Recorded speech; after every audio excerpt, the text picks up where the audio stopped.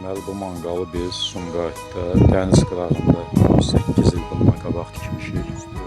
Açıq qaldığına görə, naves və yaxud da bisetka bağlanmadığına görə yağışın, qarın, günəşin altında qalıb balaca rəngi dəyişib. Ona görə də Evias xahiş elədi ki, buna təzəlləyək bir balaca. Gizlidir, daim istifadə olunduğuna baxmayaraq, biraz da olsun bunda tüstüləmə əlamətləri yoxdur. İstənilən tüstü verən manqalın yanma kamerasının ağız hissəsi his basıb qapqara qaralır. Bunda gördüyünüz kimi necə tikilib elə də qalıb, kərpiçlər ağappaqdır. Bunu sadəcə su əsaslı emulsiya ilə rəngləyib təzəlləyirik bunu.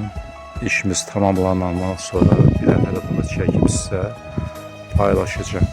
İnşallah ki, bundan sonra da bir 30 il, 50 ildə bundan sonra işlənər bu, heç bir problemsiz, yiyəsinin sağlığına qismət olacaq. Bu mənim köməkçimdir.